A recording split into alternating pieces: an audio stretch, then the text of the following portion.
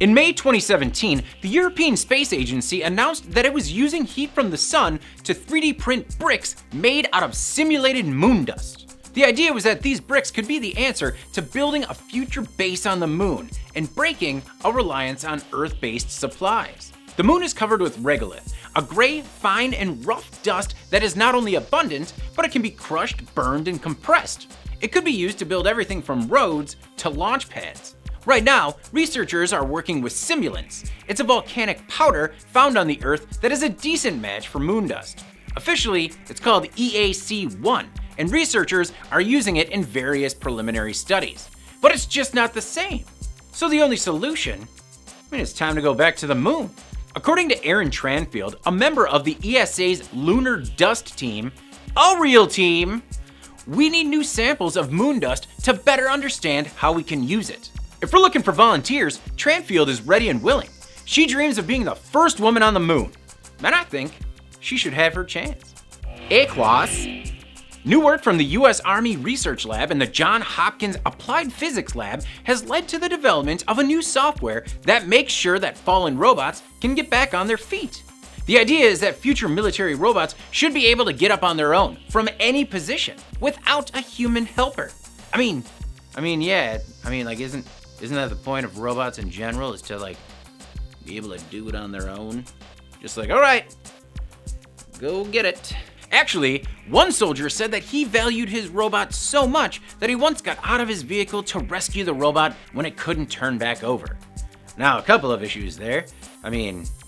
Don't know about the interpersonal relationships, but then I saw that he was talking about explosive ordnance disposal robots. I don't care if you love that thing like a pet. Man, you gotta stay in your car. Researchers at the Aberdeen Proving Ground in Maryland are working on the Advanced Explosive Ordnance Disposal Robotic System, or AODers, or AODoctors, AODers, a new family of EOD robotic systems. The robots are designed to be lightweight and backpackable. That means it can fit in a backpack. And they're expected to move into production later this year. They also need to be capable of self-righting. The AODers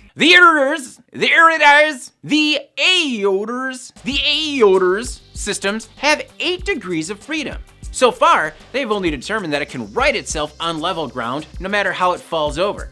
You see, with every degree of freedom that a robot has, the software adds exponentially more scenarios that it has to analyze. A lot of additional work remains, especially if the Army and Navy, want robots that can self-right on any surface that isn't flat. But it's all in an effort to make robots less reliant on human counterparts. Now, when they say that they built the robot with a modular, open system architecture, they're talking about the software, right? And not the fact that that one robot looks like, it's built out of Legos, like a modular open system architecture, but Jesus. Aquas. Now that we're making robots less reliant on humans, we need to know how and why they did the things that they have done. So, Raytheon is building a system that lets artificial intelligence explain itself. The project is a first-of-its-kind neural network developed under DARPA's Explainable Artificial Intelligence Program, or XAI. Raytheon BBN Technologies is working on a suite of machine learning techniques that will help humans understand, trust, and manage the next generation of artificially intelligent partners. So they're getting paid to develop Asimov's 3 laws? Actually, I do take issue with the trust part. If we don't trust it and its decision making, it doesn't go into service, right? Step 1, do we trust it? Yes. Okay, then it can go. Step 1, do we trust it? It's him or me, you know what I mean? The Explainable Question Answering System, or EQUAS, will allow AI programs to, quote, show their work. Basically, why did you do it, and how did you do it?